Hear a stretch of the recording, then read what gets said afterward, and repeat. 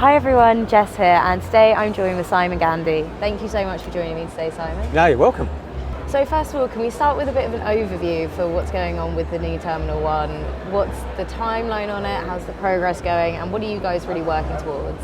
No, that's great. Yeah, it's a new dedicated international terminal at JFK, new Terminal 1. It will be 2.4 million square feet in size, so a phenomenal scale. We're providing 14 wide-body gates dedicated to international aircraft in our first opening, which will be mid-2026. So phenomenal expansion in the capability of JFK Airport for international travel. Absolutely. And as you're setting up this new terminal, what lessons are you drawing on from previous airport infrastructure, and how are you using that to sort of reimagine the passenger experience? Yeah, great question. Experience for me sits in three really big buckets. One is create an infrastructure that's exciting, that's engaging, that's spacious, and that actually provides all that the travellers need. So it's a cathedral-like building when you look at it.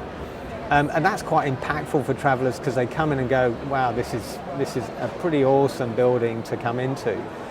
And then we've got really great engagement with local artists around putting in art and branding that's sympathetic and that's iconic with New York. And that's what you want. You want people to know that they're in a destination as they're going through the terminal. So facility and infrastructure is all important. The next one for me on experience is the technology. So make sure you're providing all of those automated features that make the traveller's journey simple, engaging, and actually gives them a bit of control as well. And then the third one, and probably the most important, is people. So people out there on the floor engaging with the travellers, making sure that they understand the process that they're going through, but also putting them at ease, because even flying today, people get anxious, people get concerned about the processes they're going through, and there's nothing like having a great human being standing in front of you going, I've got you, it's okay, we'll take you through this. And that's one of our mandates, is to make sure that every experience is an extraordinary moment to remember. Absolutely, and that's a really interesting point you bring, your sort of second and third point about balancing human and technology, because we know how impactful technology can be in changing the experience, but there is also that element of digital exclusion and keeping that human contact. How are you guys sort of striking that balance? Yeah, well, and at the moment I think we have a plan of how we're going to do that, and then we'll probably evolve that once we're open, because in reality, opening in 2 years' time, we'll have a view as to what will be expected at that point for technology.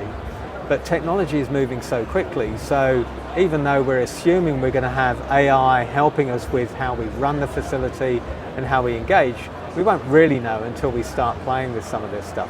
And I think that's where most tech companies have seen developments go, by listening to the customer. What's the customer feedback? How do we then shape and tune that? And we'll be doing some of that with our operation as well. Absolutely, so sort of mirroring evolving passenger expectations as well as an element of sort of future-proofing, I guess. Because, like you say, we don't know where technology is going to be a decade or so. Yeah. And then how do you think events like Aviation Festival Americas help to catalyse innovation in the industry?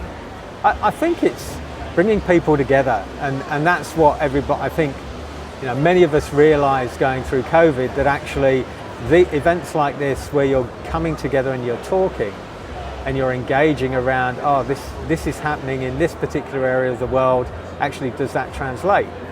And the more we can do of that reception around what's happening in other areas of the globe, what is the latest and greatest? Maybe you don't want to be right at the cutting edge, but you want to be a fast follower. And that's certainly where, as an organisation, we want to be, because we need to be driving our ambition towards Skytrax's top 5 airport. That's our ambition. We want to be top 5 in the world. Absolutely. Well, thank you so much for sharing your insights today. Yeah, thank you. Thanks for having me.